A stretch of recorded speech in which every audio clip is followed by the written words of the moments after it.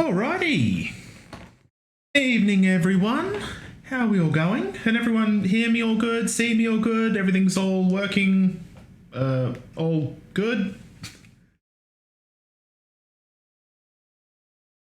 Alright. So, welcome to the confines of my office, where I get to do 360s and all sorts of mad stuff.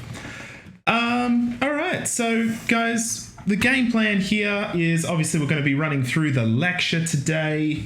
I'll try and keep an eye out on my emails, making sure like there's not any issues or anything like that. My favorite is the boxes in the corner.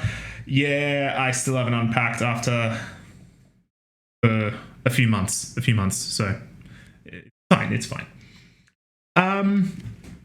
So guys, couple of things here. Obviously the main way I'm going to be engaging with you guys is through the chat box that you guys can see. Now you'll notice that I keep looking left, and you'll see that consistently throughout pretty much this entire lecture. Basically that's where I'm looking at the chat that you guys are writing and just making sure everything is working as it's moderately supposed to be.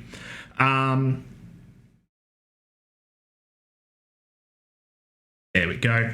So big things I'm going to be relying from you guys is one, to still please post questions or, if I ask you a question, answer things and stuff like that in that chat. I will be checking it as much as I can. Also, if there are any issues, if I do something dumb, like accidentally mute myself or something along those lines, just let me know and I'll do my best to fix it up straight away. Now, this is being done on YouTube, which means obviously it's going straight there. I'm also recording it locally. If you do get any internet issues, I've had a few people that have had issues this morning with YouTube, but not with Zoom, strangely enough. If that is one of you, please let me know, because I was actually able to simultaneously record to both YouTube and Zoom somehow, which was great and worked quite well. So again, any issues, let me know. Other than that, let us get started, because I even made keyboard shortcuts and everything just to be super flash, which is pretty sweet. So guys, what are we doing today? We're going to be looking at hemoglobin and myoglobin. Today is basically when we're going to be charging headfirst into our globular proteins. Sorry, a couple of things I want to talk about just before we charge into the content. I've been briefly checking my emails while teaching sort of all this morning. I'm seeing a lot of your assignments coming in, which is good. If you have not sent me your assignment, you have 4 minutes to do so, and your emails are timestamped, so I will know. Okay, make sure you send them through ASAP, otherwise you will incur a bit of a penalty there, and I will go through and mark them sometime, and you'll get the results probably next week-ish. Yeah, does anyone have any questions or issues or anything like that with the first assignment before we push on?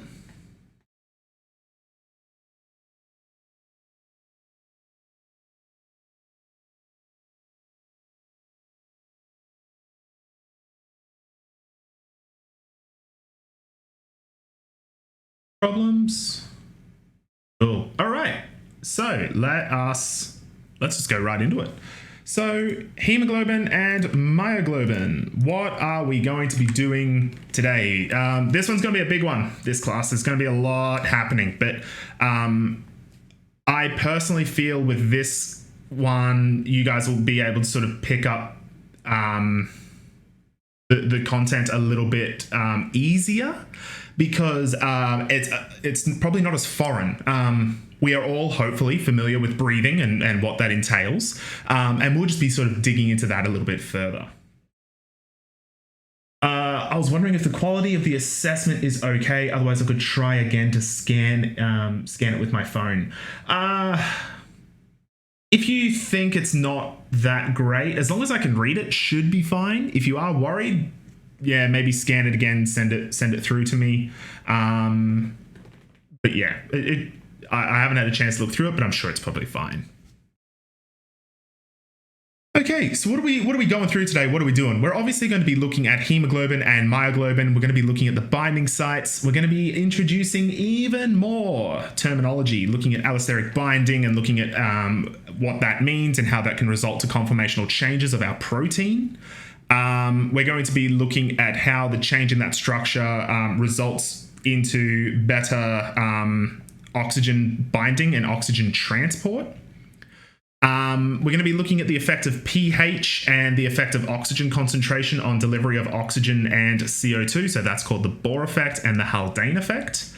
Then we're going to be looking at how we can transport this CO2. And then we're going to just finish up looking at 2,3-BPG, so bisphosphoglycerate, and looking at how that is released in low oxygen environments, say like altitude sickness.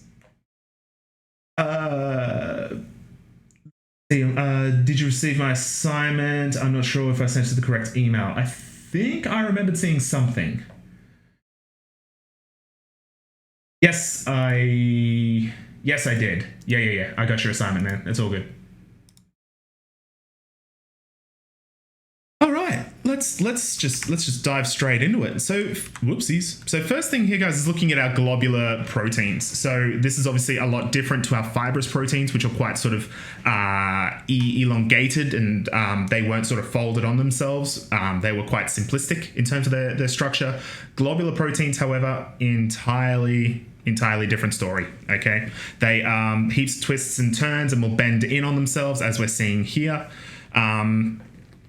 And the overall complexity of this 3D shape can change enormously depending on the protein that we're looking at and what its overall function is. So what we're looking at here, if we look at semporin, okay, this is an enzyme that we see a lot in neuronal growth and that sort of that remyelination of the neuron sheath, obviously to help in that action potential transmission. We can see here, if we look at this structure, it is very similar, okay? And that is because it's a homodimer. So homo meaning one, meaning same, and dimer meaning sort of two groups. So it's two identical groups that are sandwiched together. And we can sort of see the symmetry if we draw straight down the center here. So this is sort of a good example, again, of a quaternary protein. Now, hemoglobin. Hemoglobin and myoglobin is going to be our primary focus for, obviously, this lesson and looking at globular proteins. The reason for that is that it was one of the first ones to be extensively studied and extensively researched. Oh, sorry, I just realized my... There we go. Okay, hopefully that should be a little bit better. Yeah, so it's been extensively studied in terms of its three-dimensional shape, its three-dimensional structure, and its overall function. So with hemoglobin, what we're essentially seeing here is that it is a heterotetramer. What this means is hetero obviously means different, so it has 4 different groups, okay? Hetero different, tetra meaning 4. Now, in terms of the overall structure, what we see here is 2 alpha chains and 2 beta chains. And these funny little Lego blocks that we see in the middle of these chains are our heme groups. Okay, so this is our heme structure. And we can see here with our sort of cartoon drawing, these heme groups are situated in each of those 4 alpha and beta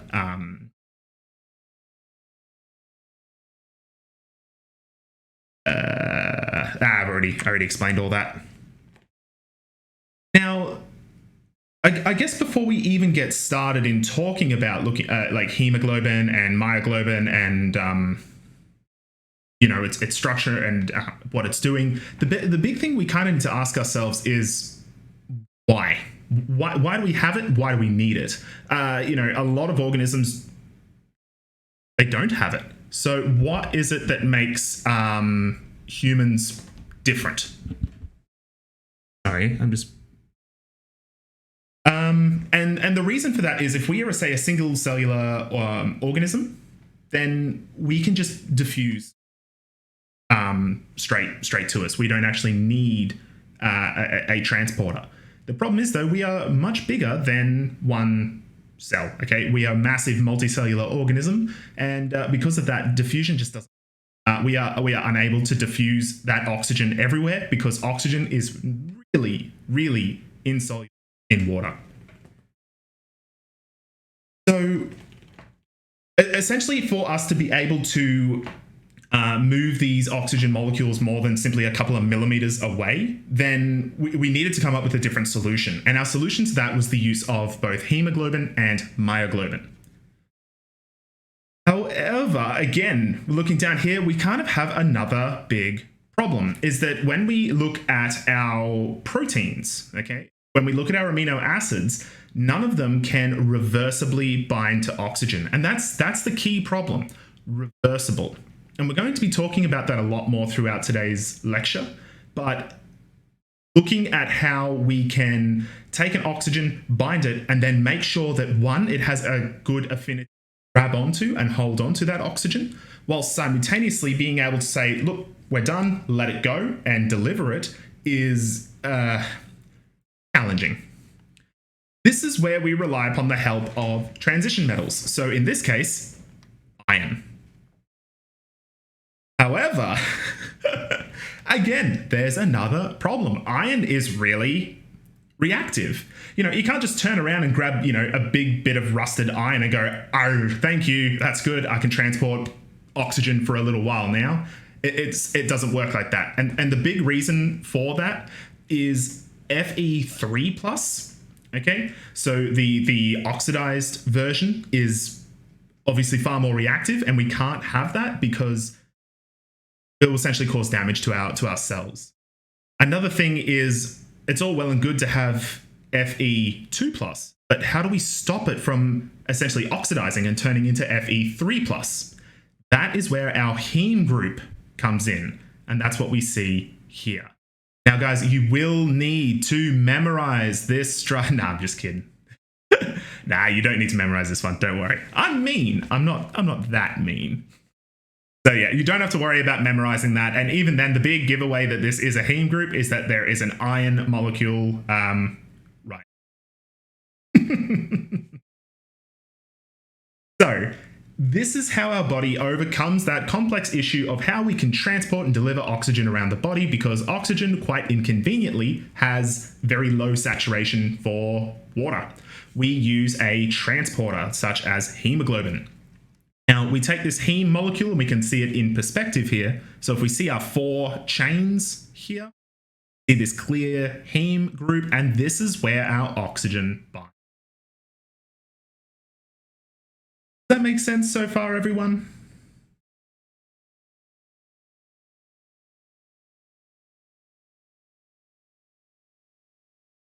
Check out. Does it check out? Does it make sense? So I'm seeing, yeah. My audio, it looks like it's clipping out. My voice is like cutting out in weird spots. So I might just check. Yeah, my mic's a little choppy. I've seen it. I've got the audio bars up and I am seeing that. Just hold.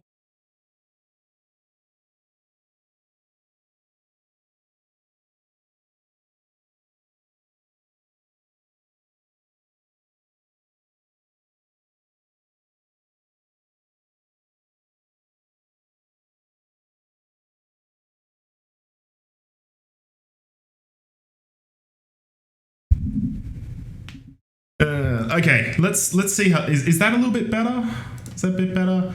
My noise gate is cutting you out. Yeah, I know. I'm trying to like avoid the breathing noises because I hate that. I hate it when you're listening to someone like a streamer or an online video or something like that. And you just hear them go like every breath. It drives me insane. So yeah, is that sound? It's good. It's good. It's not too echoey or crappy. It's better? Cool. Yeah, just let me know, guys, if things are playing up a bit or if it's not working properly, and I'll try to change things up a little bit. Can't hear it. Anthony, why do I think you're trolling me, man? I think you're trolling.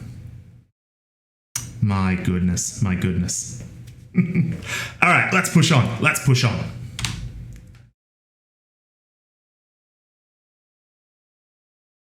So the big thing here with iron is that we have 6 coordination points, or 6 sort of binding points. Yeah, look, okay, that's all. Oh, you meant my breathing. I need to breathe deeper. Nice try. Nice try. Oh, now you made me lose my train of thought. Now I'm overly self-conscious about my breathing. I'm just going to hold my breath for the whole lecture. I think I'm just not going to breathe.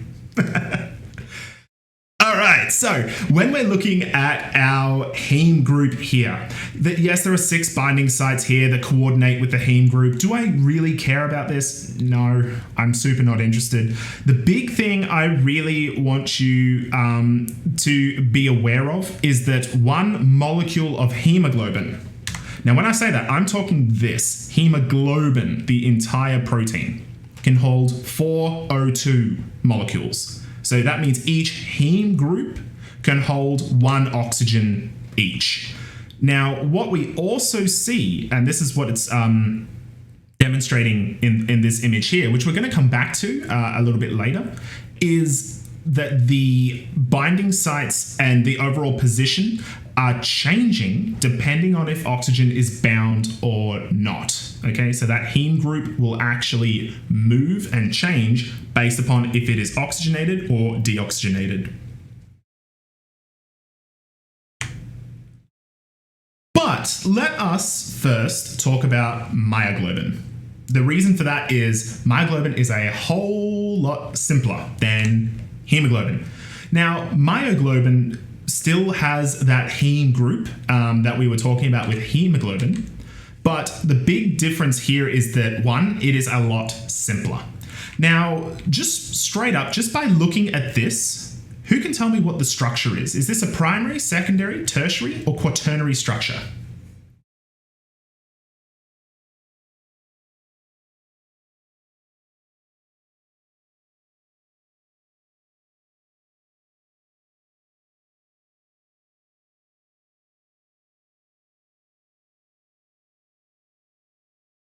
Tertiary?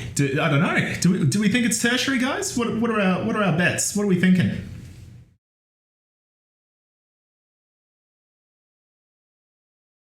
Excellent. Good. Yes, it is tertiary, okay? Because we are looking at the full 3-dimensional shape of this protein, and it is a single polypeptide chain. So if you follow your mouse along here, okay, it is one single chain, one single peptide that is folded in a 3-dimensional shape. Good. Excellent. Whereas hemoglobin here is quaternary because each of these domains here are different proteins that are all joined together. Also, just for reference, this sort of large cylinder here, that's just sort of the same as a alpha helix. Okay, instead of just doing the swirl, they just put in a big cylinder.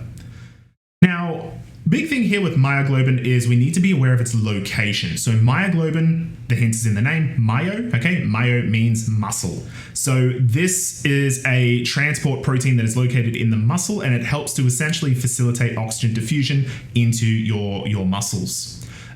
So that way you've got sort of a minor amount of storage there, a temporary storage bank to move that into the skeletal muscles when it's in need. Now, just a slight reference to just looking at nomenclature, especially, and looking at sort of how we can abbreviate things. What you will notice here with our myoglobin structure is that there are 8 alpha helices, okay? So basically labeled A to H. And you'll notice that we've got like A, B, and then C, D. All that is essentially saying is that they've labeled the helix from A to H, and they've labeled each of the connecting turns, just the 2 letters combined. That's it. So the bend or the turn CD is the connect alpha helix C and alpha helix D. That's all it's referring to there. Just in case you do see some other structures that use that same labeling.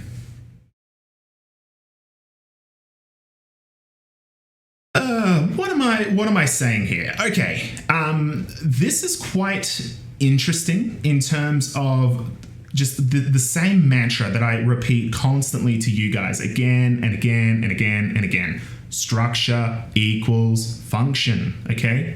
So when we are comparing hemoglobin and myoglobin, so fewer than half of the amino acid residues in the alpha and beta subunits for hemoglobin are identical.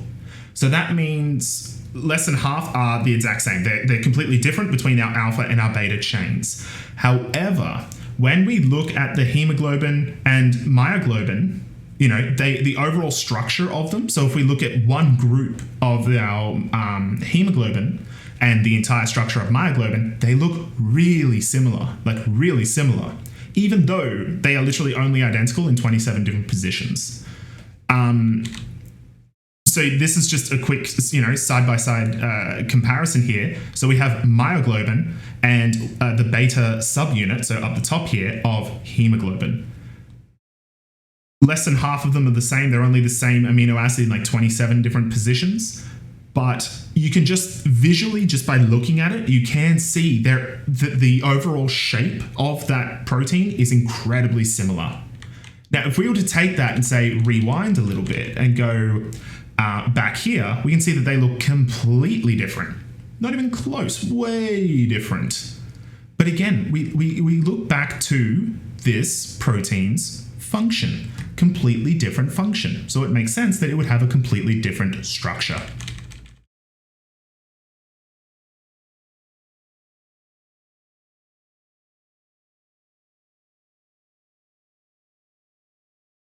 What am I saying here? Now, what we have here is 4 different chains, okay? We've got our alpha 1, beta 1, alpha 2, and beta 2. And obviously these are 4 different groups and they are bound together and interacting together. Now, this interaction is primarily hydrophobic. However, there's also some hydrogen bonds and there's also some ion pairs.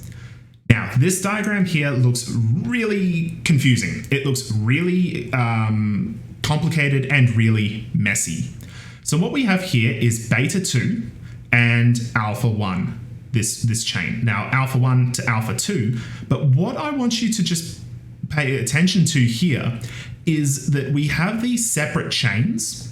But what we can see here is various amino acids here, like we've got some salt bridges that are being formed here. We've got some hydrogen bonding that's going on, okay? We've got all of these various non-covalent interactions here that are holding these 2 chains together. So like here, you know, lysine C5 and histidine HC3. Again, don't worry too much about the specifics, but what we're seeing here, this connection that's holding these 2 chains together, that's what we're seeing here, okay? So again, rewinding all the way back to week 1, what are these non-covalent interactions? Which, after marking some of your quizzes, we need to go back and do some revision on, okay? We need to know these non-covalent interactions and how they work. And the reason for that is that we are now seeing them in action, okay? It is these non-covalent interactions that are holding and gluing these chains together. And that means that if we break or change these non-covalent interactions that are occurring between these chains here, it's going to change how this protein moves, folds, interacts with other things. Ugh, excuse me. Is that making sense so far, everyone?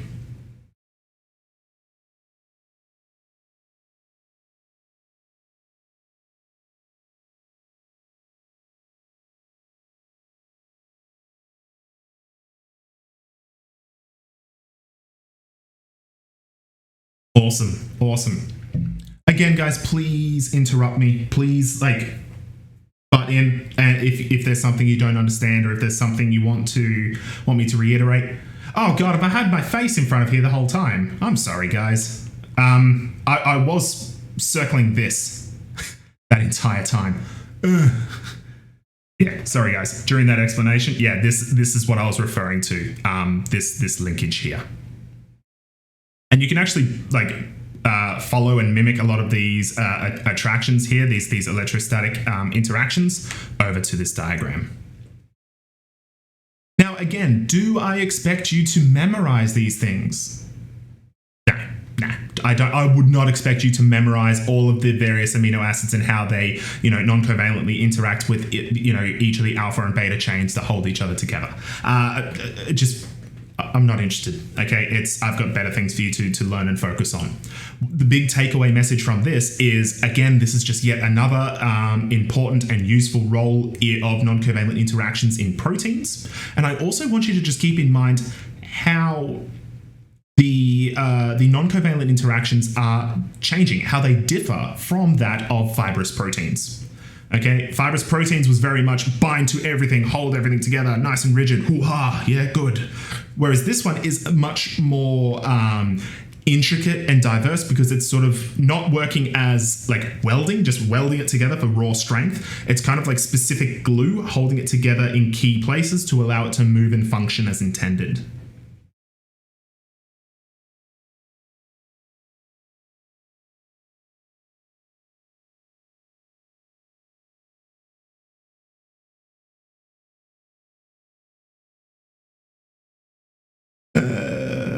Blah, blah, blah, blah, blah, blah, blah, blah, blah, blah, blah. What are we saying here? So many blahs, guys. My goodness. Big thing to keep in mind, guys, again, with our globular proteins, okay, they have a hydrophobic core with a hydrophilic surface. This is a property that is, seen with, almost all of our globular proteins, and, hemoglobin and myoglobin are, of course, no exception. So, and sorry, one last thing too, guys, with proline. Remember, proline, it does not like alpha helices and beta sheets, okay? Because that the proline R group, that ring, joins to itself. That means it has one less hydrogen, so it's unable to form hydrogen bonds in that peptide group. That's really important because that obviously affects alpha helices and beta sheets because it predominantly uses these hydrogen bonds between those peptide groups to really support and hold that structure together. Does that mean that proline is not found in hemoglobin and myoglobin? No, it is. It's definitely found there. It's just found typically in these beta and gamma loops, okay? How it's sort of bending and turning, as we're sort of seeing here, these bends and turns.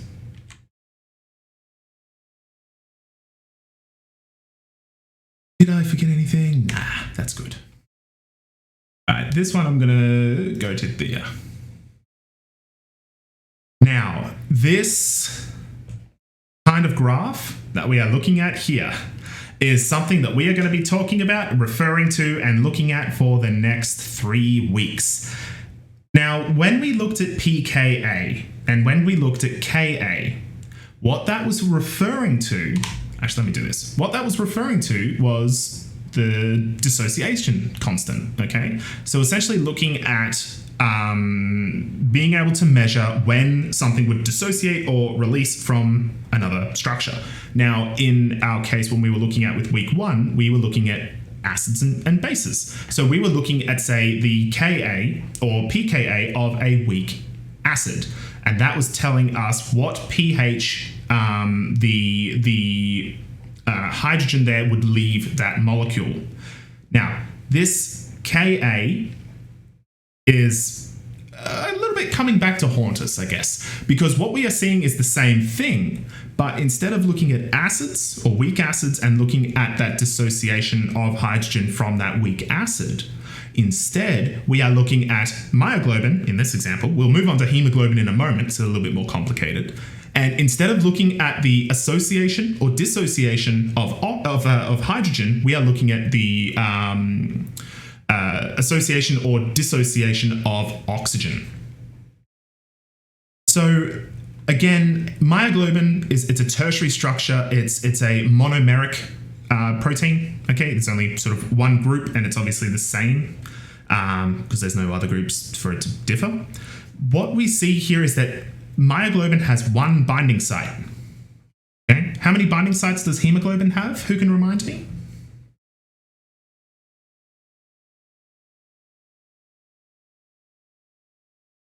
kilopascals as in pressure. I believe so, yes. It's looking at the partial pressure of oxygen in kilopascals.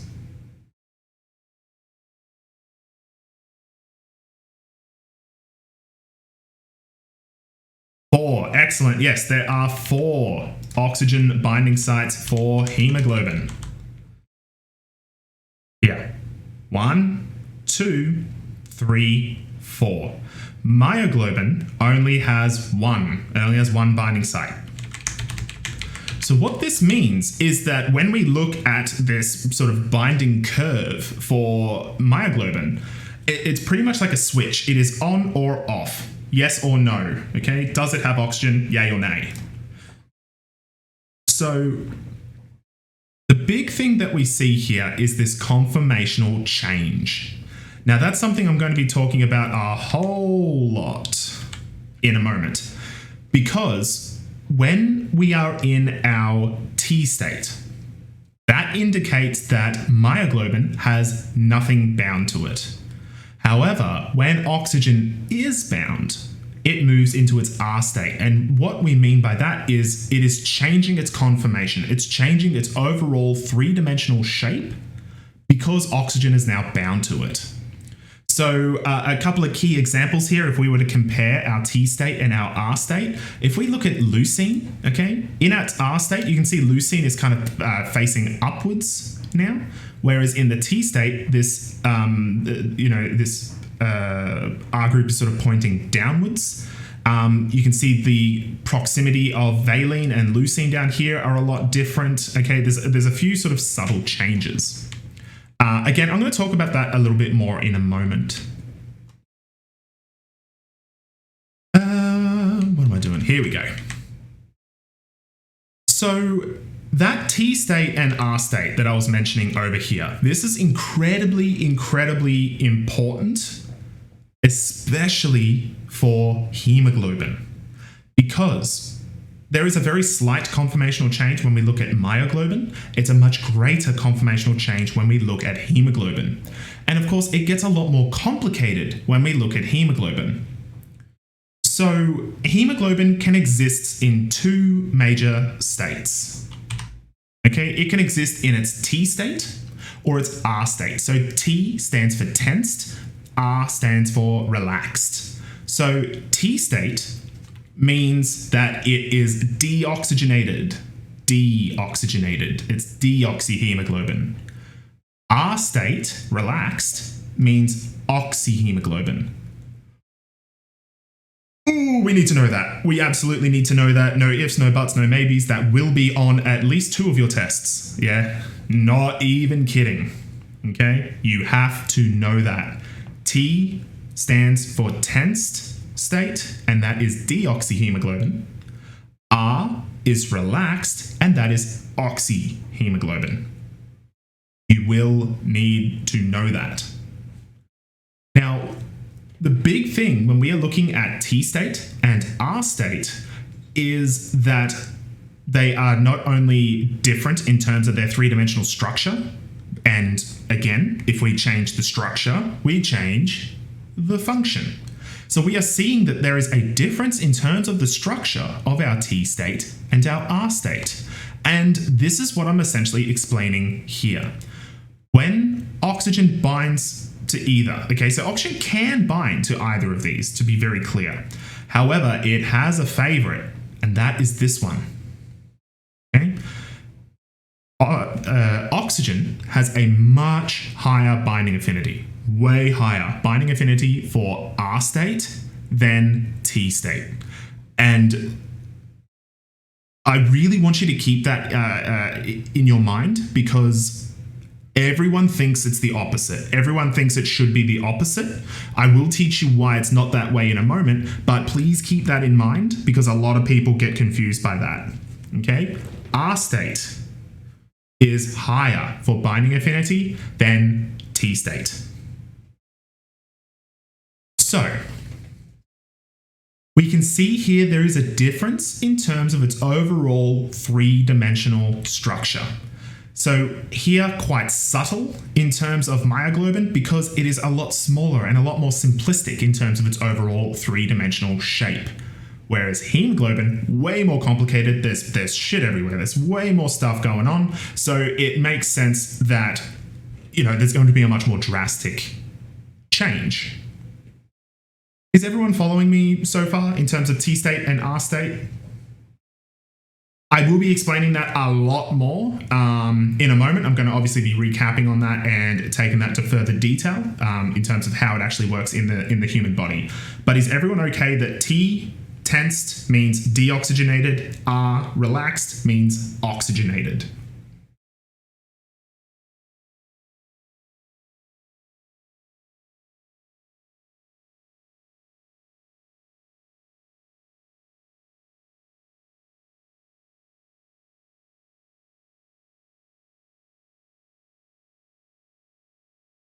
Fantastic, fantastic. Good to hear, guys. Good to hear. Now, let us talk about an allosteric effector and a conformational change, because that is in essence what we've described here. Okay, oxygen in this case, sorry, I've got to stop bouncing around so much, sorry guys. Oxygen is acting as an allosteric effector because it is causing a conformational change. My dog was being exceptionally loud. How many oxygens can hemoglobin bind again? It can bind 4. It can bind 4. 1, 2, 3, 4. Because each heme group can hold one O2 molecule. So, this word here is going to be a word that we are going to be using a whole heck of a lot. What does that mean? An allosteric effector is a molecule that once it binds to another molecule will cause a conformational change. It will cause that second molecule to change its shape. So let's go through it here in terms of this ligand, because I'm probably going to have to explain this twice. This is going to be a lot to take in, guys. I'm going to explain this in terms of cooperative binding and what does that mean. So, to recap, an allosteric effector is a molecule that once it binds to another molecule will cause it to change its shape, change its conformation. Okay, to change its conformation means to change its shape. So for instance, I could have my fist, an allosteric effector will bind, and that will cause a change in conformation.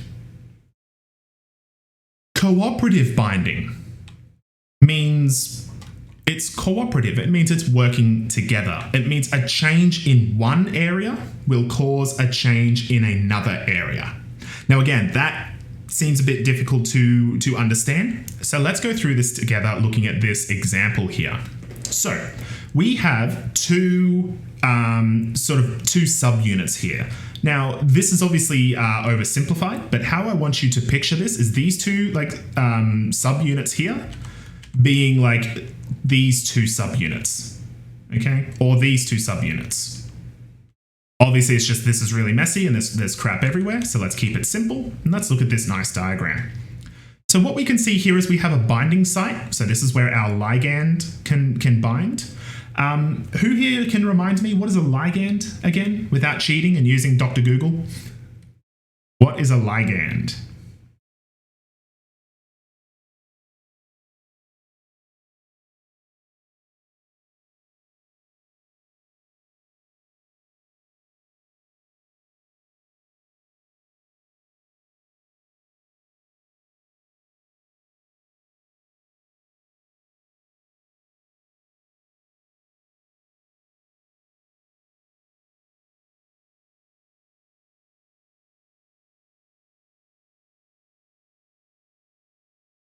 And while you guys answer that, I'm going to update our attendance here.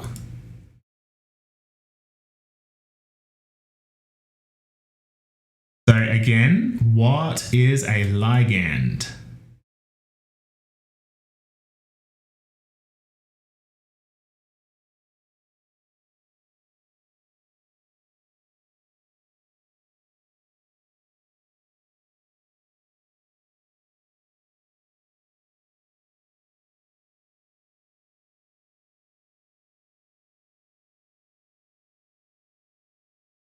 copy from Google. How are you gonna not use Google?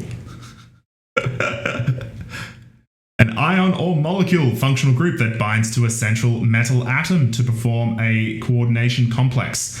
That's actually not quite correct. Google let you down. A ligand, to explain it simply, is a molecule that will bind to something and elicit an effect. So you can think of like, a neurotransmitter is a ligand, a growth factor as a ligand. It's just something that can bind to a receptor and induce an effect. That is what we would subclass as a ligand. So, although some people call it ligand, which is really weird. Anyway. What we can see here is we have a binding site, but this unstable sort of tail of the protein is kind of getting in the way. This one, it's not too bad. There's still a bit of room for entry over here. But this one, the way this tail is moving, it's pretty much completely blocking this secondary binding site. Now, what I'm going to explain now is an allosteric effector. So what we see is our ligand binding to this first binding site, and that causes a conformational change. We can see that the overall shape of this protein has changed. We can see it's no longer this sort of big wide arch here. It's sort of moved itself in this way. Let me do this. Okay, so like, let's not do that. There. So like, this part here is like, moving itself further in, okay? And what we're seeing too, if we look over here, is that the stability of that part of the protein is increasing. It's getting much more stable. So that ligand is an allosteric effector. What that did, that allosteric effector caused a conformational change. It caused a change to its overall structure. Is everyone okay with those two parts? Because the third part is cooperative. Because if we look at our second subunit over here, we can see that this has gotten more stable as well. We can see the stability of this part has dramatically improved. That is the cooperative part, because by changing and stabilizing this second subunit, what we can see is that this unstable tail here is not blocking this binding site anywhere near as much as what it was. What this means is that this is now open for another ligand to bind into this second active site over here. Does that make sense, everyone? So that's the cooperative binding, is that the binding of a ligand to this first binding site caused a change in a conformation of this subunit, which correspondingly affected our second subunit over here, which then allowed a second ligand to bind to this binding site. Because if this one didn't bind, it wouldn't allow us to bind anything here. So this one is helping this one. Does that make sense, everyone? Are we all good? We're all clear there?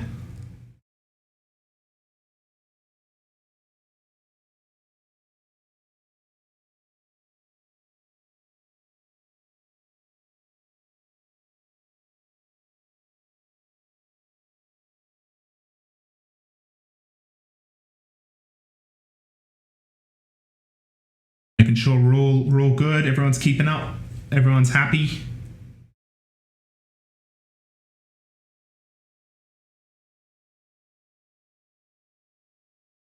Yes, but would it be on a test? Absolutely, yes, it will.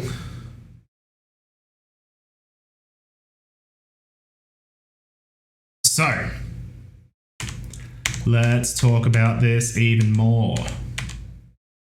By the way, these next two slides are pretty much just verbally explaining everything that I've already said.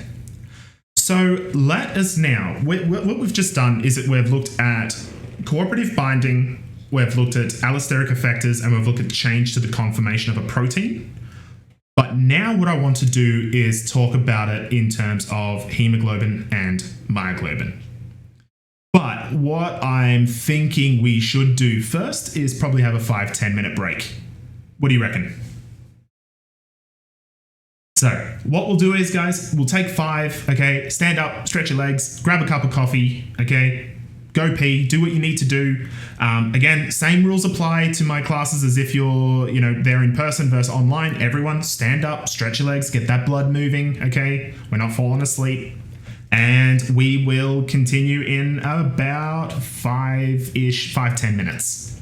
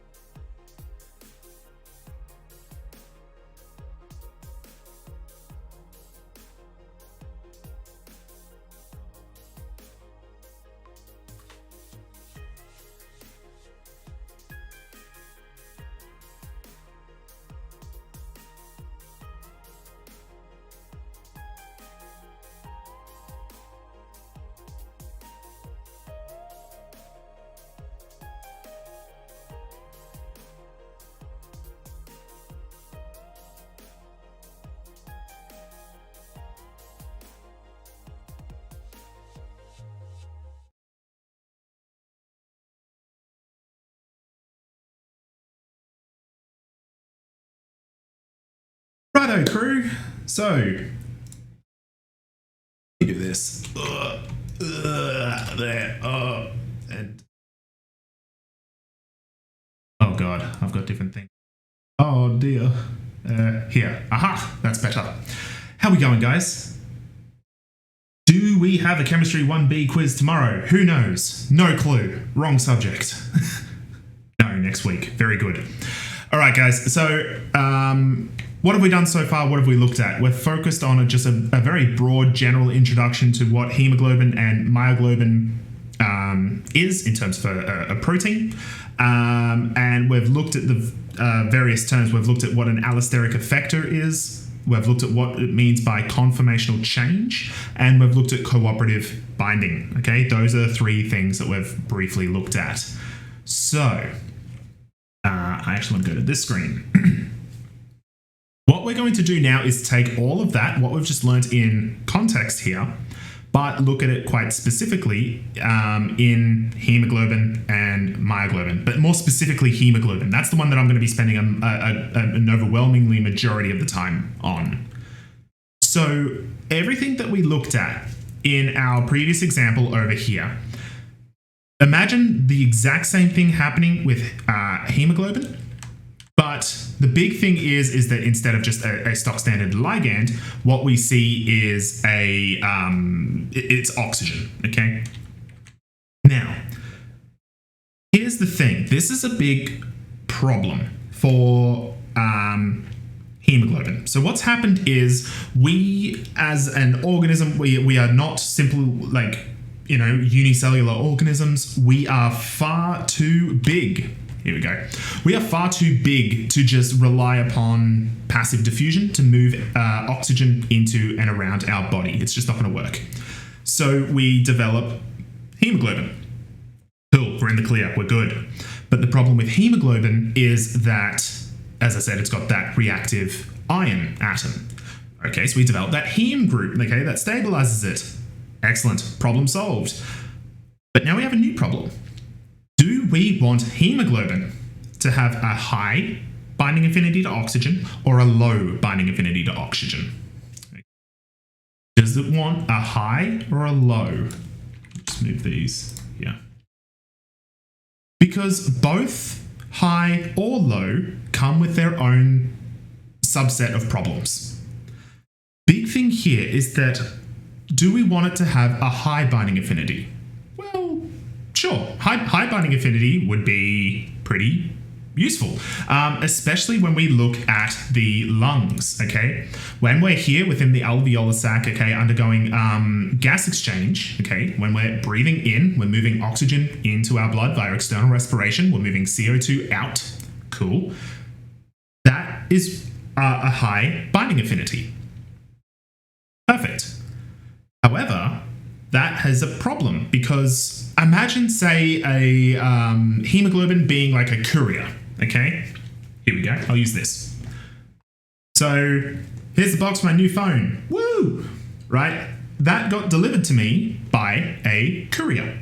Now, let's say this courier had a very high binding affinity for this box, okay? That means this was sitting at a warehouse ready to be delivered. He was like, yep, cool, very high binding affinity, grabs it, let's go, let's deliver it.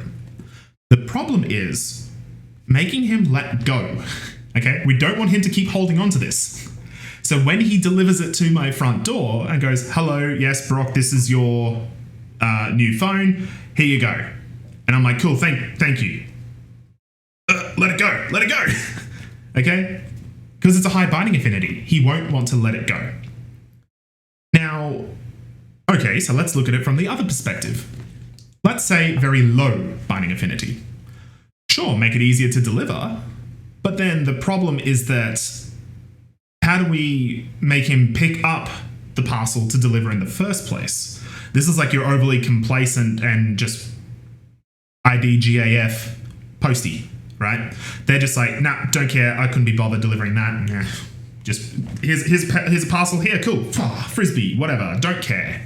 So this is a bit of a problem because both high affinity and low affinity of oxygen for hemoglobin both have their subset of problems that we still haven't solved yet, okay? Because if it has a high affinity, it'll bind to it and not let go. If it has a low affinity, it just won't, it'll really struggle to bind that oxygen in the first place. So what do? Do we have a high or a low binding affinity?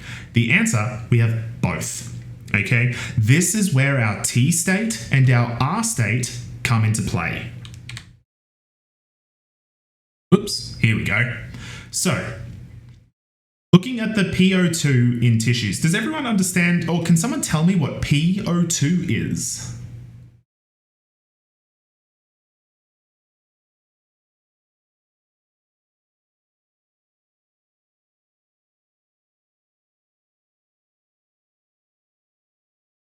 Who can tell me what PO2 is?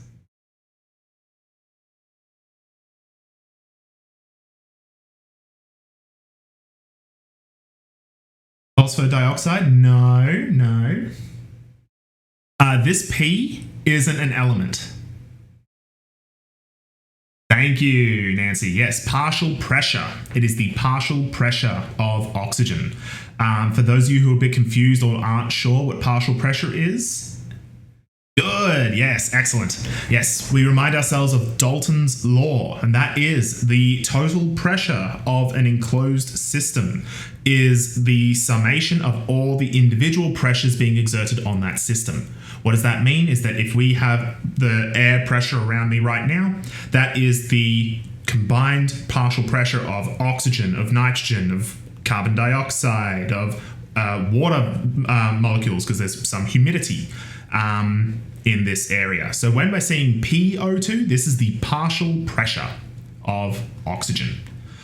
So if we are in an area, or if we are looking at a high binding affinity, because what we are seeing is the concentration of oxygen in two different areas. Tissue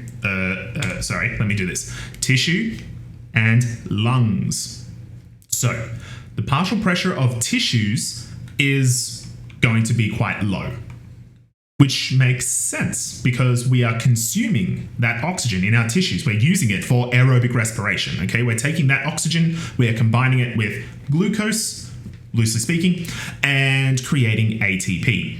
Obviously, that is a much more extensive and complicated system, which you guys are going to learn later on in terms of, glycolysis, the Krebs cycle, and electron transport chain. We're not going to go through that too much in this course. That's more so for metabolism.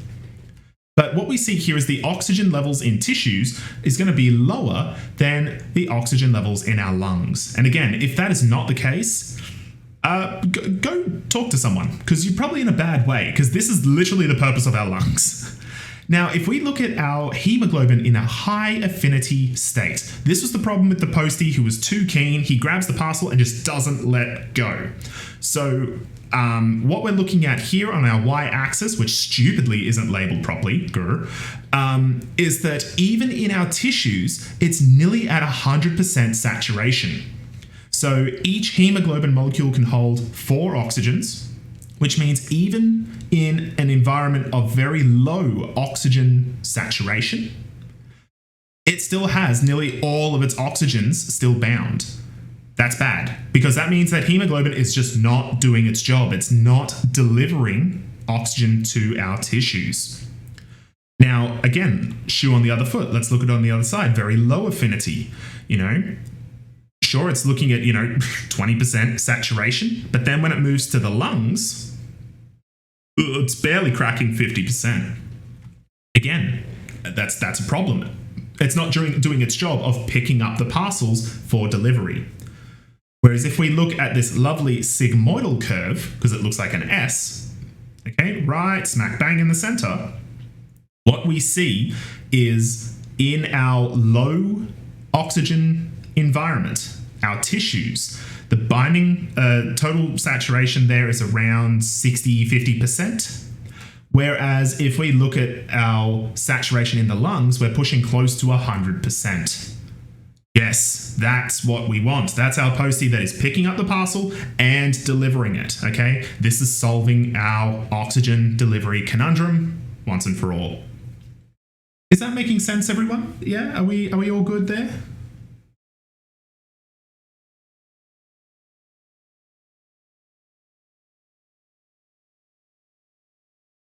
Oops, there we go.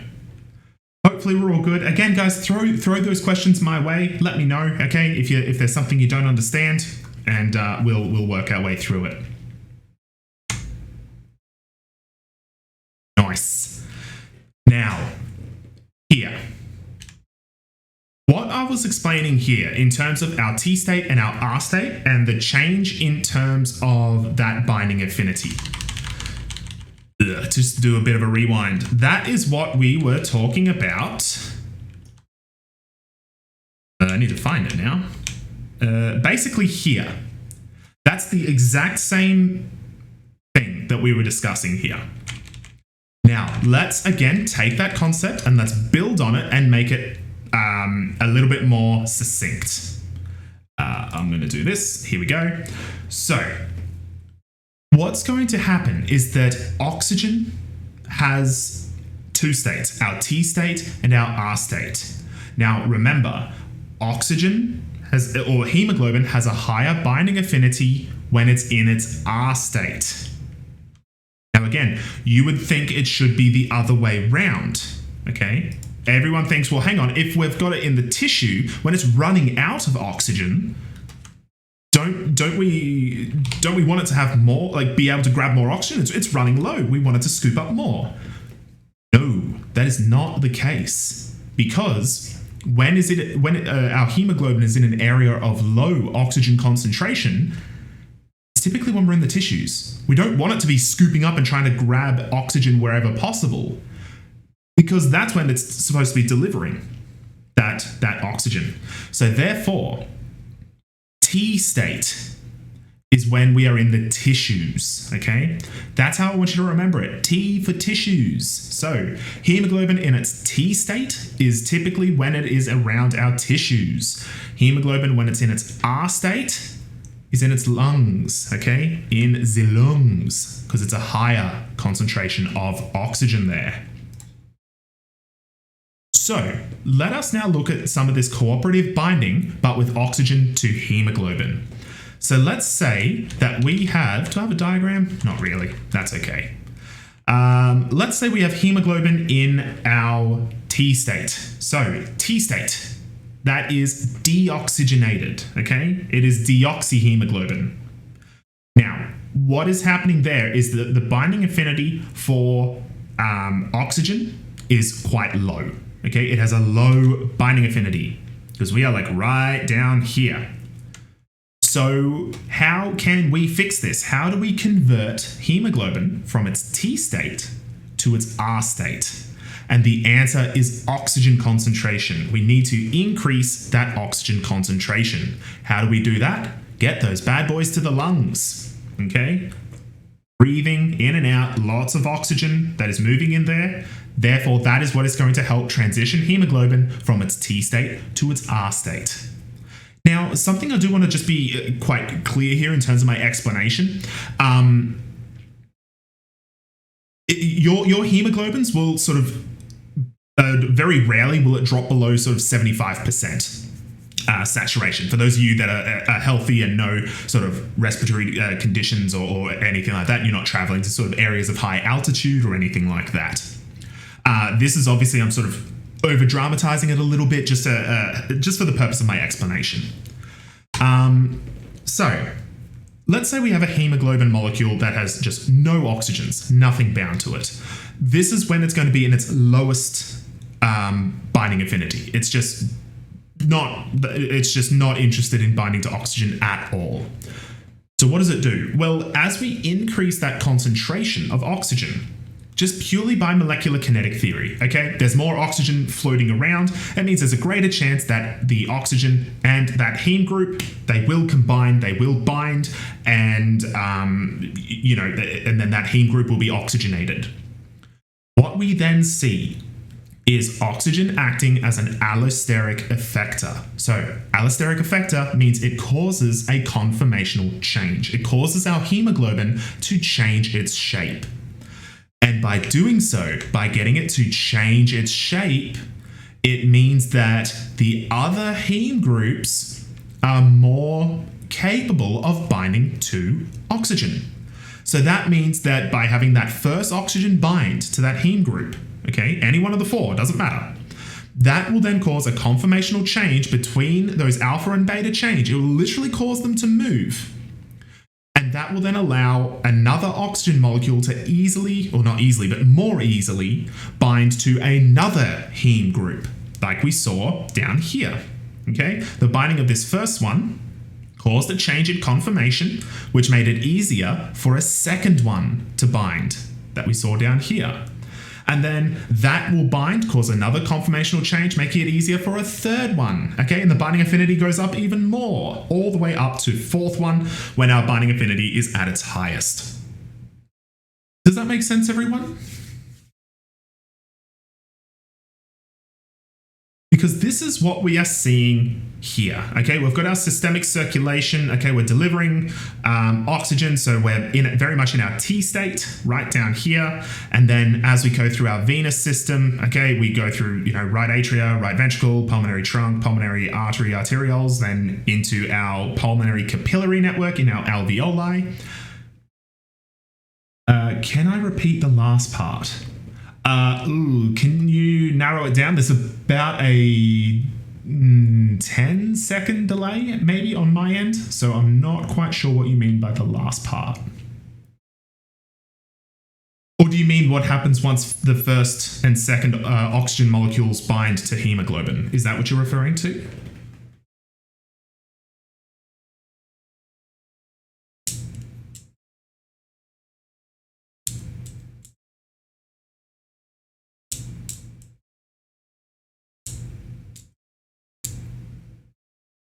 Yep, okay. So what I was describing there with the first oxygen molecule binding, that causes a change in conformation, making it easier for that second oxygen molecule to bind. Once that second oxygen molecule will bind to that heme group, it will cause another conformational change, making it even easier for that third oxygen to bind. Once that third oxygen molecule binds, again, another conformational change, making it even easier again for that fourth and final oxygen molecule to bind. So it's the exact same thing that is happening between the first, second, third, and fourth oxygen molecule. It just gets easier and easier and easier to do that after each oxygen molecule is binding. This is what we mean by cooperative binding. The binding of one molecule will cause a change in that conformation to make it easier for subsequent molecules to bind. Does that help? Does that answer your question?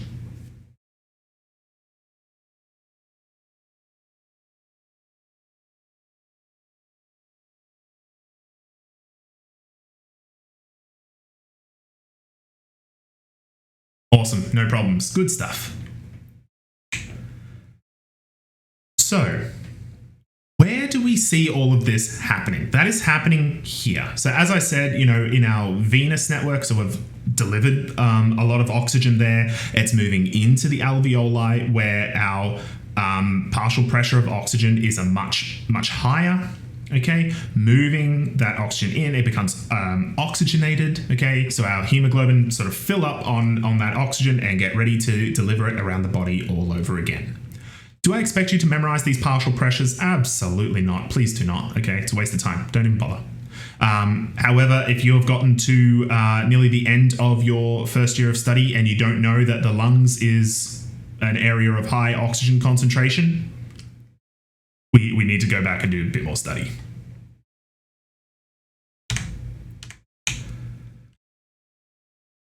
Okay, so this cooperative binding here, that's what I've just explained to you all, okay? The T state and the binding of these oxygen molecules, moving it up to its R state. Now that's all well and good, but how do we then actually, no, sorry, before I do explain that, something I want to focus on, guys, and perhaps give you a little bit of help with, is the ability to sort of translate or paraphrase a lot of these complicated sentences and words and stuff like that. And this one is always jumps out as a tricky one. This one always sort of throws a bit of a curveball to students. This is also a good skill to learn for your exams and being able to read something and translate it. Because at the end of the day, guys, that's what you're doing. You guys are translators. You're taking these complicated words, a lot of them aren't even in English, and you're translating it to English to give it meaning. So a good example is this one. So there is only one oxygen binding site per subunit. Okay, that makes sense. So the allosteric effect gives rise to cooperativity-mediated conformational changes transmitted from one subunit to another by subunit-subunit interactions. Right. What the hell does that mean? What was communicated to me just then? If I was to read that paragraph, what did I just learn? So let's deconstruct that and really dig our teeth into it and make sense of it. So there is only one oxygen binding site per subunit. So, okay, what does that mean? So hemoglobin has 4 subunits. 1, 2, 3, 4. There is one oxygen molecule that can bind per subunit. Okay, so 1, 2, 3, 4. That makes sense. That checks out. So the allosteric effect. What's the allosteric effect? So that's when a molecule will bind to another molecule and cause it to change its shape, okay? Change its conformation. So there is one oxygen binding site per subunit. The oxygen will bind and will give rise to cooperativity-mediated conformational changes. Let's translate this part. So oxygen binding to hemoglobin will cause hemoglobin to change its shape and make it easier for those other subunits to change their shape as well. Okay, that's the cooperativity mediated part. That's what I was explaining here. Okay, this is cooperativity mediated conformational binding. Okay, binding here causes a change in conformation on one subunit that makes it easier for our second subunit to change its overall structure. Okay? From one unit to another by subunit interactions. What does that mean? Well, it's how these two subunits are interacting together. By changing one, it causes it to change its shape, which then causes the second one to change its shape to make it easier now for a second oxygen molecule to join in. I want you guys to practice doing that. I want you guys to practice reading through these sort of complex structures that are trying to explain things in a condensed and concise manner and be able to translate it in such a way that I did. You don't need to write it out by hand. You can just do it verbally like I just did then, because that is a very, very effective way of pointing out, do I know this or not? Does that make sense, everyone? Is everyone all good there?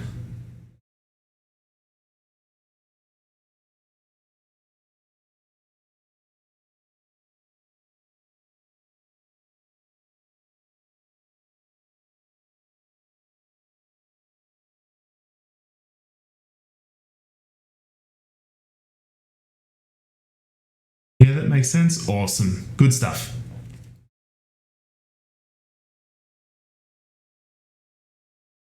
Okay. Now, what I have been explaining thus far with respect to hemoglobin is that oxygen functions as an allosteric effector. Now, what that means is, again, that it causes the change in hemoglobin's overall conformation, its overall structure. However, such as it is in the real world, it's not that simple. Oxygen is not the only allosteric effector. Okay, we also have some other ones like carbon dioxide, pH, so protons, okay, looking at the change in pH, and looking at, say, 2,3-bisphosphoglycerate.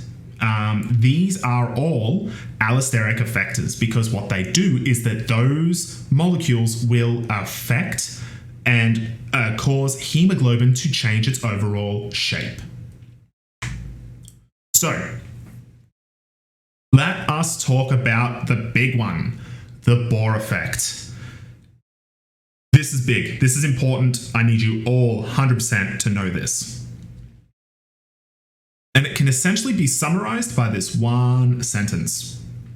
A decrease in pH, so getting more acidic, lowers the affinity of hemoglobin to bind oxygen. In a nutshell, that is what we are looking at here. Why? Why is this important? Why should we care about this? Why? Just why, I guess. Here's the thing. We have spent a whole lot of time essentially looking at this side here. We are looking at hemoglobin and, it's in its T state. It's got no oxygens. It wants to scoop up more and more and more oxygens. But then what happens when we get down here? Okay, we've said that oxygen concentration is a large factor that causes that transition from T state, so tissue, low, so deoxyhemoglobin, to its R state. Okay, so how do we make it go the other way? How do we make sure that our hemoglobin molecules deliver those oxygens? Because at the end of the day, if we have hemoglobin that's not delivering oxygens, it's a pretty shitty hemoglobin. It's not doing its job. So how do we govern this? And the answer is actually pretty cool. It's actually pretty dope. So let's talk about it. How does it do it? The Bohr effect. Now, this is a lot more of the sort of specific nitty-gritty here. If you're sort of shooting for HDs, sure, go through, look at this one. Otherwise, I want you to definitely be focusing on this one. So, what we are essentially seeing here is the ability of hemoglobin to hold on to oxygen can change depending on a couple of different factors, but one of the big ones is pH. So, what we see here with, especially with looking at aspartate and histidine, as we get more and more acidic, what is going to happen here is that histidine 146 is going to be protonated, and what it's going to do is it's actually going to form a salt bridge over here. This, I wouldn't say it's bad, it's definitely not bad, but what that does is that further changes the conformation of your hemoglobin molecule, favoring the deoxyhemoglobin state. What that does is, by favoring that deoxyhemoglobin state, it causes it to move and deliver that oxygen. Okay, so let's rewind a bit. Let's rewind a bit. Why, again, do we care about that? Why do we want it to do that? Because with the Bohr effect, if we look at this graph, we can see three main curves. So if we look at, say, a partial pressure of 40 millimeters of mercury, at a pH of 7.6. That is around 80% saturated there. Okay. Now, if we compare that to an environment that is a pH of 7.2, so much more acidic, it's nearly 60%. So straight away, 20% less saturation. This is really, really important. The reason for that is when we look over to our the pH of our tissues and the delivery of oxygen to our tissues. Why are we doing this and how can we control it? The big thing is when we are looking at aerobic respiration. Sorry, let me just move this. Okay, with our aerobic respiration, so where we are taking that oxygen, taking sugar, taking glucose, and we are creating ATP. Carbon dioxide is being produced as a byproduct. What is then going to happen is that carbon dioxide and water are going to react together in the presence of an enzyme called carbonic anhydrase. And what that is going to do is form carbonic acid, which is a weak acid. Now, remembering all of the stuff that we've done with pKa, most of those R groups were anywhere from 2 to sort of 4.5 in terms of their pKa. Considering that your tissues are typically at around a pH of 7, what is going to happen is that hydrogen is going to dissociate, and we are going to be left with bicarb and a hydrogen ion. Okay, again, that's all well and good, but what does that mean? Well, if our tissues are doing more stuff, it is doing more work, what that means is it is under more stress. It is consuming more oxygen. And if it's consuming more oxygen, it is then going to release more carbon dioxide, and it's going to get more acidic. Think of it like this. If you suddenly, a big hole appeared in your roof and suddenly, boom, like a big thing of bees fell down out of your roof, okay, and started stinging you and, quick, run, get out of there, run, escape, right? Let me do this. Yeah, I need my hands for this. I need to emphasize the importance of bees and the dangers that they pose to us, right? Bees are falling, they're stinging you. What are you going to do? You're going to jump up and run, yeah? You are going to run away. There is going to be a lot more demand on your legs, on your quads, because you are going to sprint. What this means is that your leg muscles are going to be doing a lot of this. You're going to produce a lot more energy. You're going to be consuming that oxygen, and you're going to be producing a lot of carbon dioxide as a byproduct. This means that in the example I gave above, where you're running for your life, your legs are going to get much more acidic. What does that mean for your leg muscles? Well, if it's getting more acidic, what's happening to the binding affinity of hemoglobin and oxygen? The binding affinity goes down, which means as the blood is circulating, my ascending aorta, and it's moving down, cool, that's fine. It's moving to my arms. My arms might not be doing too much. My kidneys, I'm running for my life, creating urine and filtering the blood, not a huge factor at the moment. Then the blood is going to move down into my legs, into my quads, where suddenly it's getting more acidic. Because it's getting more acidic, imagine that you're suddenly covering your hands with oil. You can't hold onto things as well. And it means that it's going to deliver more oxygen to my legs because it's more acidic, because it's under a higher metabolic demand. And that is how the Bohr effect works. As we get more acidic, it means that it will lower the binding affinity of oxygen, meaning that the more acidic or the more CO2 that one tissue is producing, it means that oxygen will be delivered more so to that area. And I think that's really, really cool, because what that means is that our body can selectively control oxygen delivery to each tissue depending on its pH and depending on its CO2 concentration, because that will relate to how much metabolic demand that tissue is under. Does that make sense, everyone? I just sort of threw a lot of information at you guys then.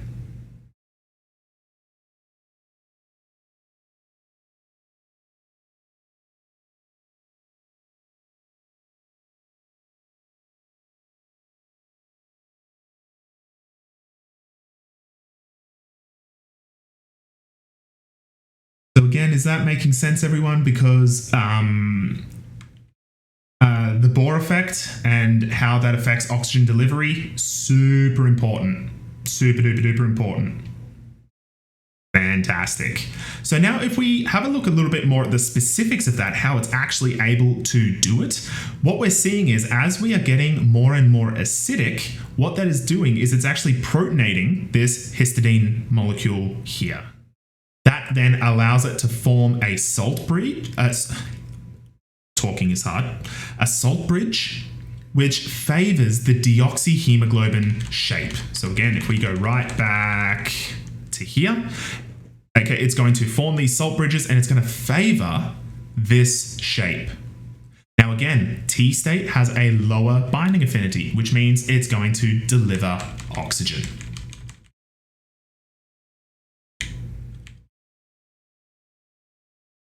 Okay, so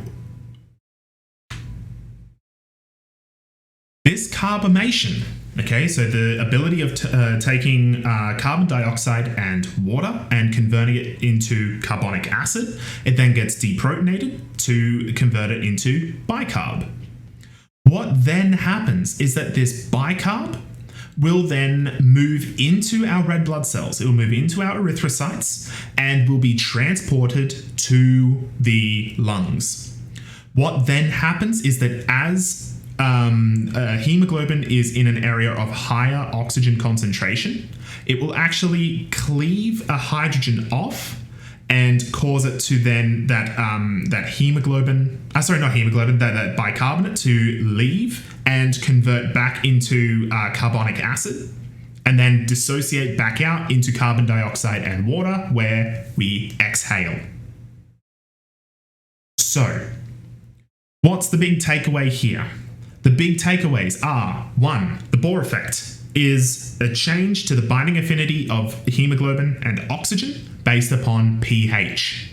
Secondly, by turning carbon dioxide and water into carbonic acid, which then dissociates into bicarbonate, that bicarb will then move into red blood cells, transported to the lungs, where it will then do the reverse of what we saw here. It will then go backwards to carbonic acid, back to carbon dioxide and water, where we exhale it.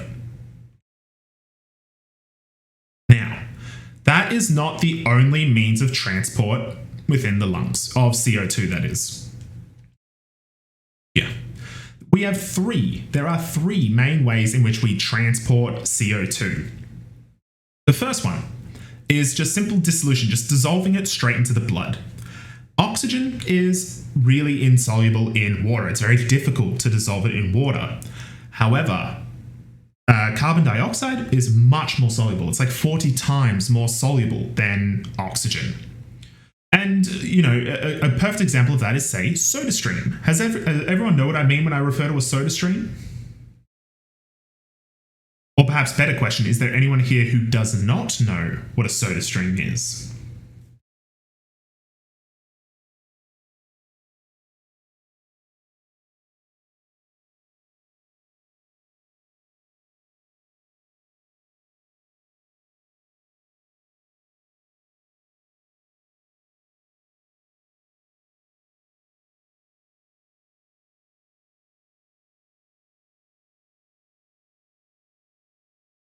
Here we go. That's a soda stream. So basically, you put in these CO2 canisters and you can... Is that a boomed thing? I have no idea what that means. So basically what you can do is you can put a bottle of water in there, add some syrup, and you can carbonate it. So you can create your own soft drink or mineral water or something like that. The reason why we use CO2 instead of just instead of just oxygen is because oxygen is really not soluble, whereas CO2 is way more soluble. So, oh God, is it a boomer thing? Oh. So, we can't dissolve some of it directly into the blood. It's around 8 to 10%-ish of CO2 is transported that way. The second thing that we can do is that where oxygen was bound to on our hemoglobin and our hemoglobin there, where oxygen left, CO2 can actually bind to that binding site. Now, what is going to happen there is that we have carbon dioxide and we have this terminal amino group of that heme chain. They're just going to bind straight together and form carbaminohemoglobin. So basically, just carbon dioxide straight bound there. Nothing overly complicated. And again, that's around sort of 30-ish%. The majority of it, however, is transported by this bicarb system. Okay, this bicarbonate moving into those red blood cells and then moving via those erythrocytes into the lungs, where it will be then converted back to carbonic acid, and it will then dissociate into carbon dioxide and water, where then it'll be exhaled. You will need to know these three methods. You will need to know this equation and be able to describe what is happening in this equation with respect to the Bohr effect, what we saw over here, and how that influences oxygen and CO2 delivery.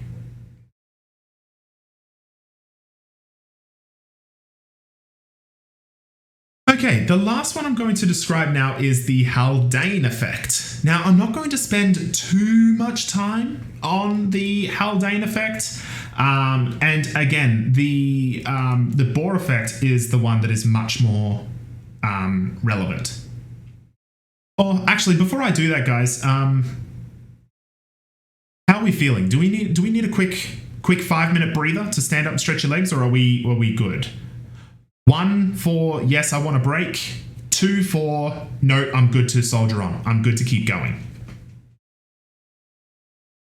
So 1 for a break, 2 to soldier on. Type that in there for me.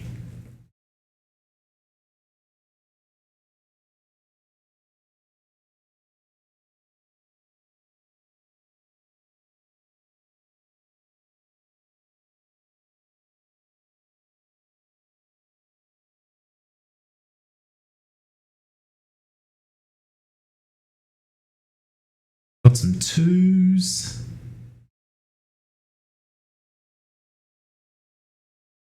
I'll give you guys a little bit longer.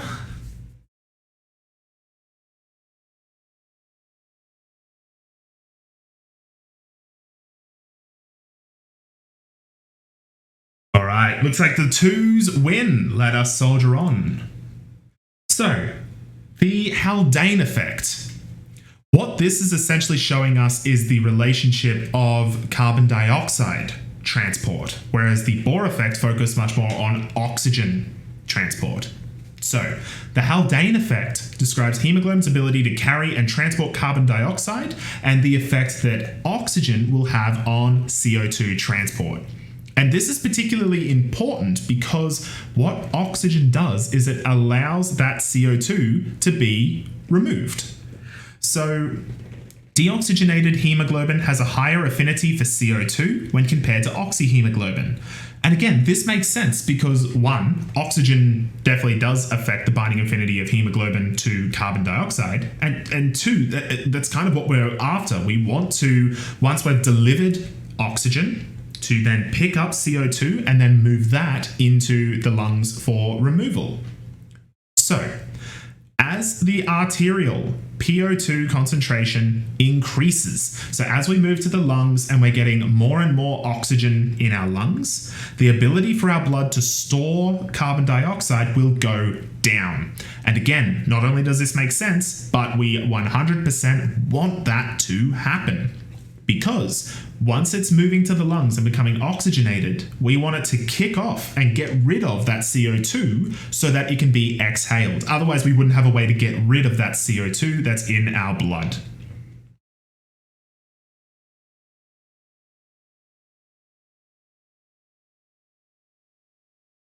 Okay, so what I'm doing here is sort of just describing in a little bit more detail what is happening with our with the Haldane effect. So as we are getting more and more oxygen, what's happening is that it's more oxygen is being able to bind to our hemoglobin, that heme group, which means it lowers the ability for histidine to be able to grab and hold onto those hydrogen ions, which means that hydrogen ion will be cleaved off and leave and will help to reverse that bicarbonate and allow it to be sort of going backwards into carbonic acid and then CO2 and water and then be released. Again, it's not too imperative that we are 100% following what is happening here. What is much more important is that we understand that the increase in oxygen concentration helps to cleave and get rid of that CO2 that is in our blood, or inside of our red blood cells, or bound to our hemoglobin, to help get that out of the blood back into the lungs as a gas so it can be exhaled.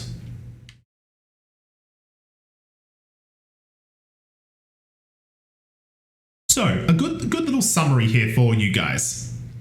The Bohr effect and the Haldane effect. We need to know both of these, and we need to be able to explain what is happening. So the Bohr effect, what that does is it explains how carbon dioxide and hydrogen will affect hemoglobin's binding affinity for oxygen.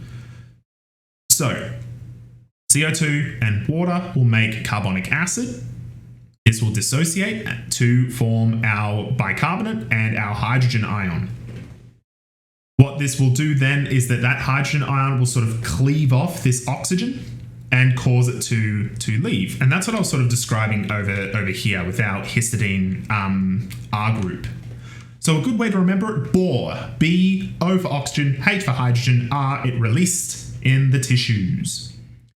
Now, the Haldane effect, it describes how oxygen will change hemoglobin's affinity for carbon dioxide.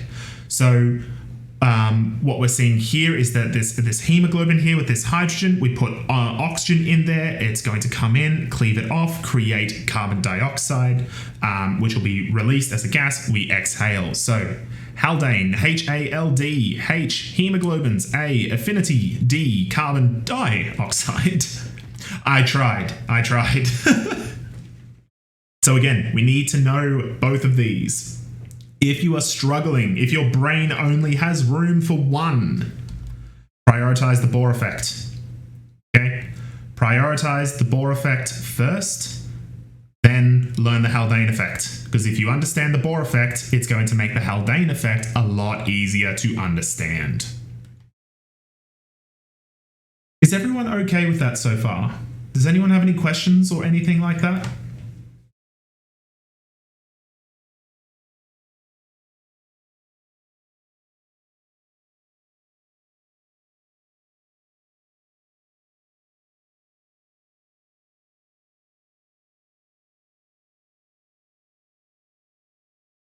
Oh, of course. What does HB stand for? I'm sorry. HB stands for hemoglobin. That's shorthand.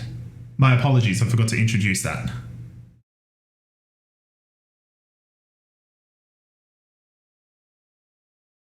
All right. Let us soldier on. So, this is a good summary. Would I expect you to be able to draw this or reproduce this? No, not really. But this is good for your understanding in terms of what is happening in our peripheral tissues, so in the delivery of our oxygen, how it scoops it up, takes it to the lungs, and converts it back to CO2 to be exhaled. Now, as I've mentioned with the Bohr effect, okay, there are a big thing here is the change in pH. So if we make the blood more acidic, that is going to lower the binding affinity of oxygen and hemoglobin, and it's going to increase that oxygen delivery to tissues. Rad. Cool. It's not the only one. There are a couple more, but fortunately, don't freak out because it's actually not that complicated. It makes a whole lot of sense. Because what is the second one? The second one, it says 3, but it actually says 2, trust me, is carbon dioxide concentration. Now, this again makes sense because it's that carbon dioxide that's being converted into carbonic acid and turns into bicarbonate and is actually responsible for lowering that pH, making it more acidic. So, it makes sense then that hemoglobin will also lower the affinity of oxygen to hemoglobin. A typo. Where? Where is there a typo?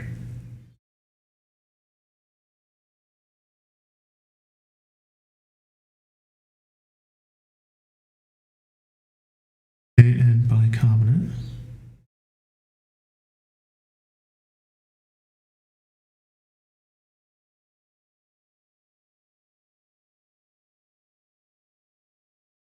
that's correct. Yeah, that's how it should be. So what we're doing here is that hydrogen is released from this carbonic acid. It's lowering the pH and it lowers the binding affinity of oxygen with hemoglobin. So that means that it's going to make the oxygen leave that hemoglobin and be delivered to our tissues. So that's what we saw with carbon dioxide. This is what we're seeing now, like the same thing with our blood pH, making it more acidic. And the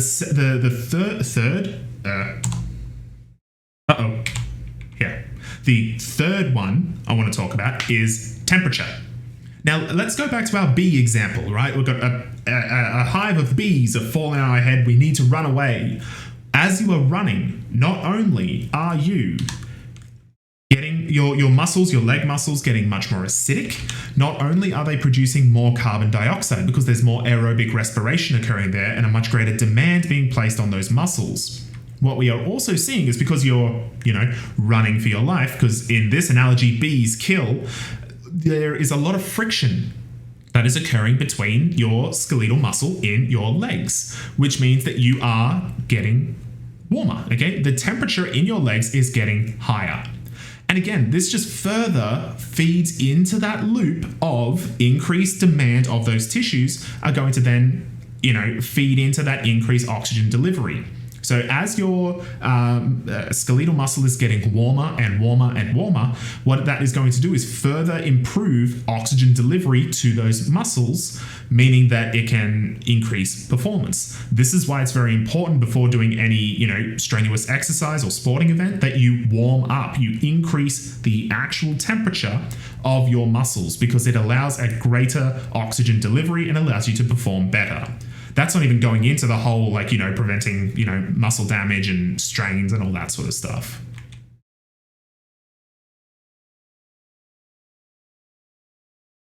Okay, let us talk now about this lovely little fellow. This is 2,3-bisphosphoglycerate. This is another allosteric effector for hemoglobin. So what does it do? Okay, there is a lovely explanation as to the specifics of what it does, but the long story short of it is that it will take a hemoglobin molecule and it will lock it in its T state. Now, I'm going to say that again. 2,3-bisphosphoglycerate will bind to hemoglobin and will lock it in its T state. Where do we see this sort of molecule? When do we see BPG being released or secreted in the body? Typically in situations of altitude sickness. Now, altitude sickness.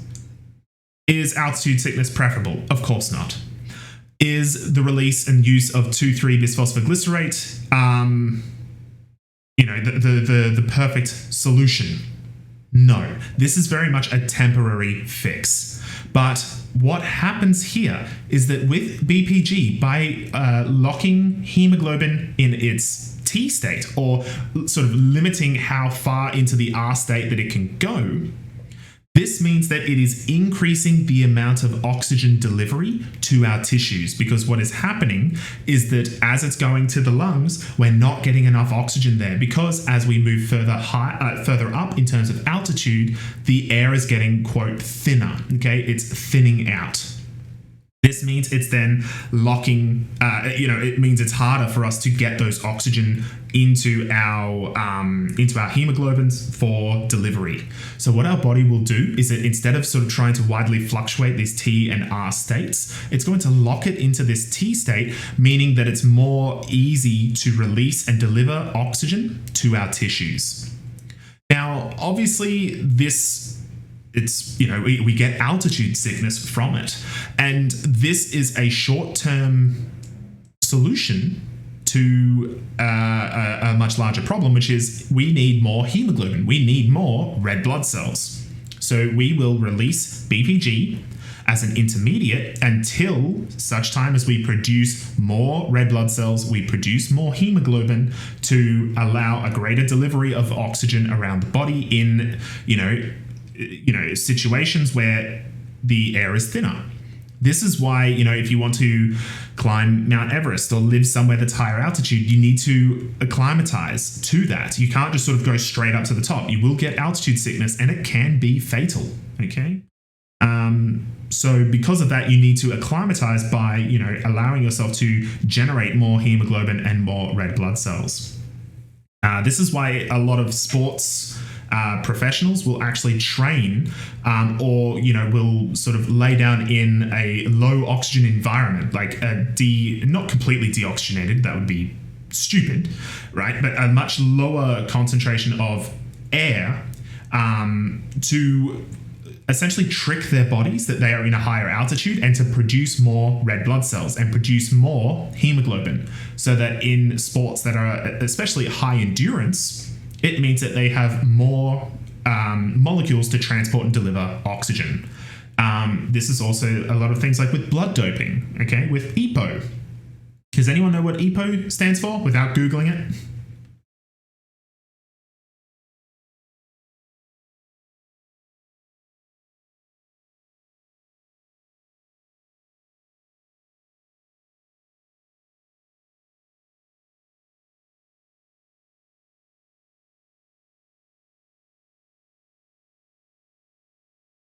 Who can tell me what EPO stands for or what EPO means?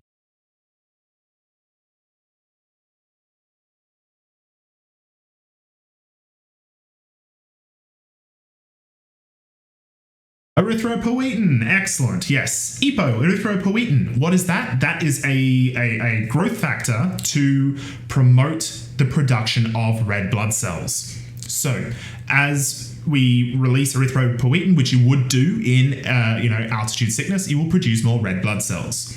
Now, this was obviously a big controversy with blood doping because people were taking this, synthetic EPO to cause their bodies to create way more red blood cells to give them an unfair advantage.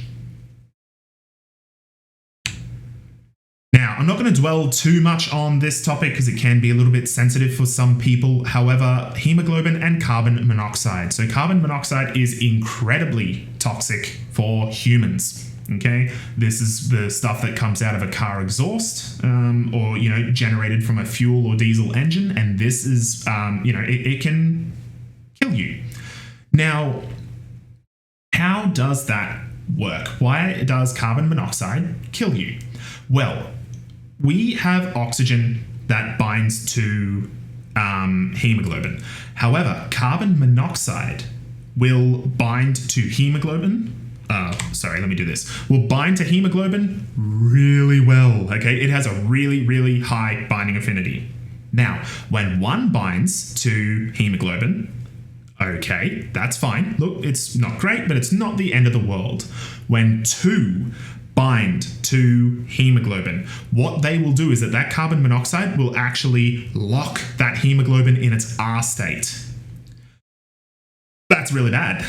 So when we were looking at BPG, how it locked it in its T state, we were still able to deliver and accept oxygen. It was just limited. This one locks it in its R state. What this means is that your hemoglobin molecules will be saturated. They will be holding on to oxygen molecules, but they can't let them go, okay? Instead of sort of being able to pick something up and then deliver it, it's like you pick something up and, oh God, there was super glue on it and this is your life now. Your hands are now stuck to this parcel. So in the event that, someone does have carbon monoxide poisoning, essentially the main treatment is to just absolutely blast them with as much oxygen as we can, because what we are trying to do is essentially try and cleave off that carbon monoxide molecule and replace it with an oxygen molecule so that your hemoglobin molecules are functioning again and are able to deliver that oxygen. So this is why carbon monoxide can be particularly harmful, particularly dangerous. The last thing I want to talk about just quite briefly, I'm not going to talk too much about sickle cell anemia, but essentially what it is that it is a genetic disorder that is caused by a single amino acid substitution. Okay, so there's one single substitution here in each of the beta chains of our hemoglobin. What it does is it causes an aggregate. So I mentioned aggregates last week, but essentially causes it to sort of clump in on itself. And it means that sort of other hemoglobin molecules, those aggregates, will clump together. And what that will do is it will cause your red blood cells to sickle. So instead of being nice plumpy boys like we see here, nice and plush and round, it will cause them to sickle and stretch out based upon just one mutation. Because again, if we change the structure, we change the function. Now, where are we going with this? So we have spent a lot of time today talking about globular proteins, especially with hemoglobin and myoglobin. Where are we going with this? Next week and the week after, enzymes. Enzymes are tricky. Let's call it tricky, okay? It's not typically students' most favorite module. Now, enzymes are, of course, globular proteins, and what we're going to do is explore how these enzymes are able to perform their overall function. And a very specific one that we are going to look at is the catalytic triad of chymotrypsin. So chymotrypsin is a serine protease. So what that means is it's using serine 195 is one of the main amino acids in this catalytic triad, and it will essentially it's a proteolytic enzyme. So imagine a big pair of molecular scissors. It will basically go to a protein and chop it up. It'll break it into two. So that's one of the key examples. So here we go. Here's chymotrypsin here. That's going to be one of the key examples we're going to be looking at with enzymes, and we're going to be looking at how they work and why it is that they are so important for the human body. And that's it. That was a weird noise. Anyway. So that is it for today's lecture for looking at hemoglobin. Guys, do you have any questions? Any questions, queries, issues, concerns, anything you're not sure about? Anything you would like me to recover?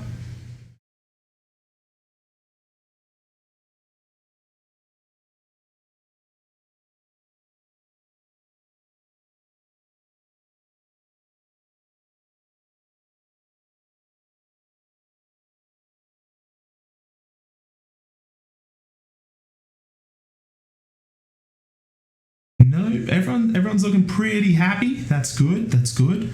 So what we will do, let me open up this. And we close this. Here we go. Here we go.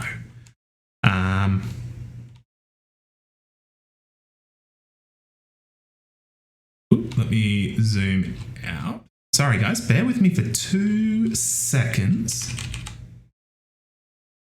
Okay, so let us now, we'll do a few workbook questions. So what I'm going to do is I'm going to end this stream and sort of let YouTube begin processing that. And what we'll do is we'll pick up where we left off at 4 o'clock and we'll go through some tube questions. So in those 30 minutes, I want you to focus and have a look at question 2. Down as well. No, so question 2.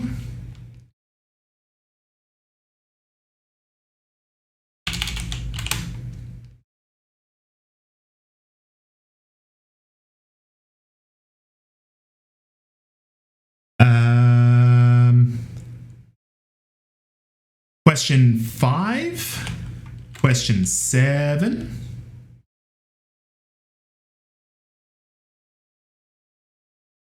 Question 8, question 9,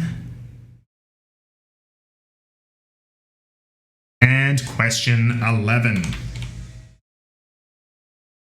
So guys, in the next 30 minutes, those are the 4 questions, or not 4 questions, 1, 2, 3, 6. These are the 6 questions I want you to focus on. And then what we'll do is I'm going to start up a Zoom session and we will go through those together as a team. So guys, look, thank you very much for joining me here today. If you do have any questions, please write them down or have a think about it now, and we can go through some other stuff again in the tutorial and the workshop. But yeah, other than that, guys, have a good one, and I'll see you in about 30-ish minutes. See ya.